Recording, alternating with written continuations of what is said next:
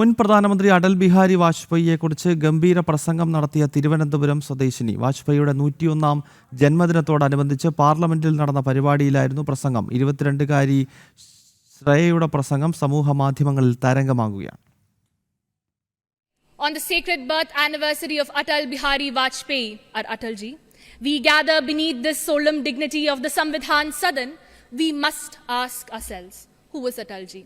Who was he to the nation, to the world, but most importantly, who was he to the quiet conscience of every Indian citizen? He was a voice that could roar like the Ganga in furious flow, yet soften like the timeless wisdom of the ancient Vedas. 22-കാരിയായ Malayali പെൺകുട്ടി പാർലമെന്റിൽ കാഴ്ചവെച്ച ഗംഭീര പ്രസംഗമാണ് കണ്ടത്. മുൻ പ്രധാനമന്ത്രി അടൽ ബിഹാരി വാജ്പേയിയുടെ 101ാം ജന്മദിനത്തോടനുബന്ധിച്ച് നടന്ന പരിപാടിയിലായിരുന്നു ശ്രേയയുടെ പ്രസംഗം.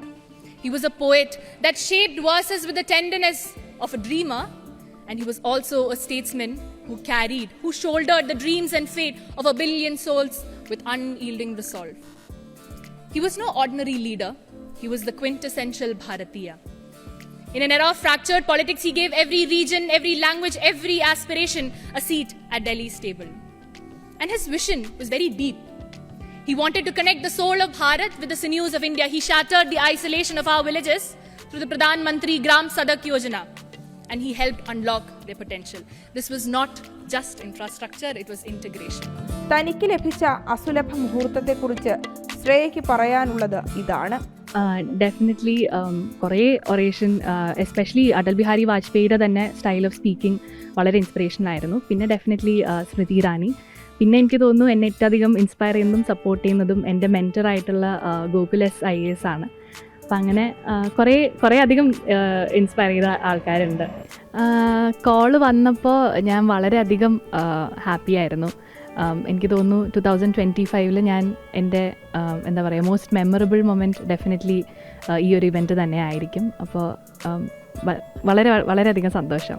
അടിസ്ഥാന വിദ്യാഭ്യാസം ദുബായിൽ പൂർത്തിയാക്കിയതിനു ശേഷം തിരുവനന്തപുരം മാർ ഇവാനിയൂസ് കോളേജിൽ നിന്ന് ഇംഗ്ലീഷ് സാഹിത്യത്തിൽ ബിരുദം നേടിയ ശ്രേയ സിവിൽ സർവീസ് പരീക്ഷയ്ക്കായി തയ്യാറെടുക്കുകയാണ്. പഠനത്തോടൊപ്പം കലാരംഗത്തും സജീവമാണ്. കുച്ചിപ്പുടി, ഭരതനാട്യം, കഥകളി എന്നിവയിൽ പരിശീലനം ലഭിച്ചിട്ടുള്ള 22-കാരി കലോത്സവ വേദികളിൽ നിന്നും സമ്മാനങ്ങൾ നേടിയിട്ടുണ്ട്.